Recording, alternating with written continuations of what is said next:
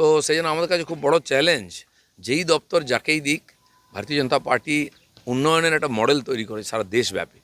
আর তাতে কোনো ব্যক্তি খুব গুরুত্বপূর্ণ নয়, সেই সিস্টেমের উপর দিয়ে আমরা বাংলার উন্নয়ন করব, মানুষের স্বপ্ন সফল করার চেষ্টা করব।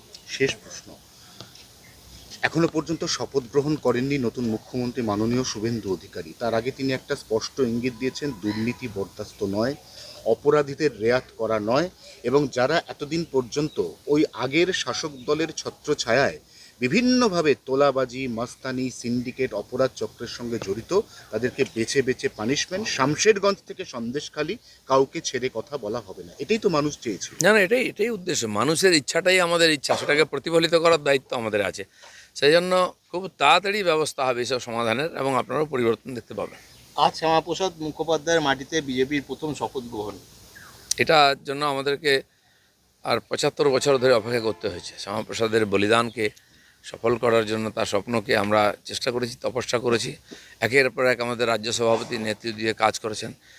বহু কর্মী, ৩২১ জন কর্মীকে বলিদান দিতে হয়েছে। তারপরে মানুষের আশীর্বাদে বিজেপি এই ক্ষমতায় এসছে। সেজন্য শ্যামাপ্রসাদ মুখার্জিকে স্মরণ করছি, সেই বলিদানীদের স্মরণ করছি, এবং বহু মানুষ তারা টিএমসি না হওয়ার জন্য বিনা কারণে কষ্ট পেয়েছেন। তাদের প্রতিও আমি সমবেদনা জানাচ্ছি এবং ভরসা রাখতে বলছি পার্টির, আমাদের বিজেপির উপরে। শুভেন্দুর পিএ মারা গেছে, কিন্তু দোষীরা গ্রেপ্তার হয়নি। বাংলায় তো রাজনীতিক মার্ডার হাজার হাজার হয়েছে, সিপিএম আমলে হয়েছে, টিএমসি আমলে, তার আগেও হয়েছে। তো এখনও বহু লোকের আত্মা অতৃপ্ত, কারণ তারা ন্যায় পায়নি। সবাই ন্যায়